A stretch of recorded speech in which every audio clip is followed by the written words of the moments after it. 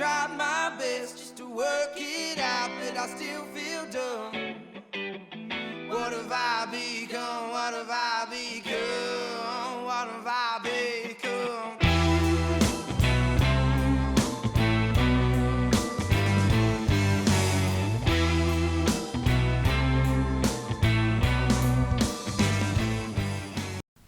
My first concept for this film was to make a sci-fi adventure movie featuring 3D animation using Blender.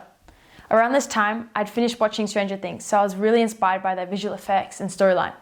However, after spending 50 plus hours on the program, I realized it probably wasn't meant for me. I had never used Blender before and it was consuming a lot of my time. I decided the best way to make a highly aesthetic and original film, I would need to play on my strengths. So I did some mind mapping to choose a theme which utilizes aspects of my hobbies and my filming skills. I concluded that I would create a movie which inspires young adults through creating a cinematic sports video with a fun and relatable storyline. From here, I began doing some prototyping. I borrowed the Canon 80D from school and did some filming at the skate park. Initially, I didn't use a gimbal and the footage came out really shaky. To combat this, in my final product, I used the Ronin S gimbal to ensure stabilization. I also bumped into some issues whilst filming the surf, as the lens I used was only 50mm. The footage came out very grainy with the noise in the background, as the camera couldn't zoom in so far. To overcome this challenge, I requested the school bought a 135mm lens and decided to do some drone and underwater filming up close instead. Now, I have some experience with drone flying, but I wouldn't quite call myself a natural. I did some practice filming on 2 particular days. The first, the surf, was horrible and the footage didn't do it justice either. And on the second day, well, things didn't quite go to plan. I drowned the drone and lost it forever. I was pretty bummed about that. However, after testing, I felt I was ready to create my storyboards and final concept for the film. To fulfill my vision, I created a shot list before filming each scene to reduce time wastage. As my actors are all doing extreme sports, I knew I would need to be as efficient as possible before they got too tired to continue filming. So I made sure each shot was planned accurately to ensure it was captured with the first few attempts. This brings me to filming. The first day, I filmed at the skate park with my scooter actor. Nick is a professional rider sponsored by a number of companies, so he's pretty good.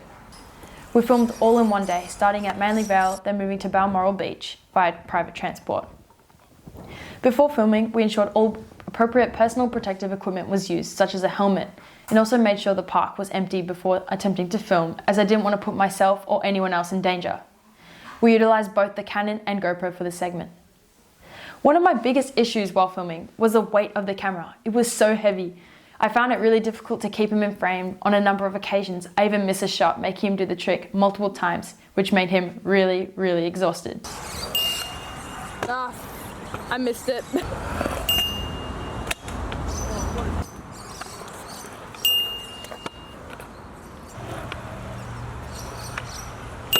Oh my god, wait, it's complete.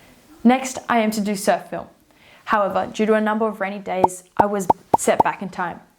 I aim to finish surf footage at the beginning of March, but after some substantial rainfall, I was unable to film as the water became way too polluted. In fact, the school actually flooded, meaning I spent 2 days at home. But on the bright side, this gave me time to plan my next day of filming. So on the 4th of April, I went to Deadman's to do both on land and underwater filming. The water had cleared, so I was able to catch some unbelievable shots. To ensure my own safety, I wore a fins, wetsuit, and my friend Byron assisted me with filming as the surf was really big. The footage was shot in 120 FPS to allow for super slow-mo in post-production. Then I filmed at Bear Creek Skate Park, utilising my iPhone, GoPro, and drone, which was borrowed by a friend. I decided that the camera was too heavy to use, so I used my phone instead. I had minor issues with grainy footage towards the end of the film session as it got darker. However, I reshot these on another day. This then brought me to the post-production phase, where I edited my footage to make the full cinematic experience. I edited on my MacBook Air. However, on a number of occasions, I lost progress due to a lack of storage or the program crashed. This was a painful process. However, with resilience, I was able to push through and create some cool effects. The footage from the surf was shot in both the morning around 10 AM and the afternoon around 1 PM. I did underwater footage in the morning as it was bigger, and the land filming in the afternoon when it had died down. Due to the time change, the lighting was slightly different between the two clips. So in Premiere Pro, I color graded the footage to make it seem like it was filmed around the same time. I then experimented with speed ramping in Premiere Pro.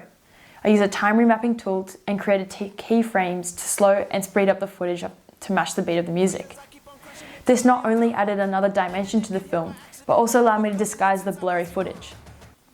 I then used After Effects to create short animations on some of the footage using the pen tool to outline the subjects in the frame.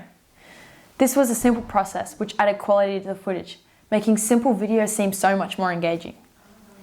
The overall process of this film has been very long and tedious, but has been more fun than anything.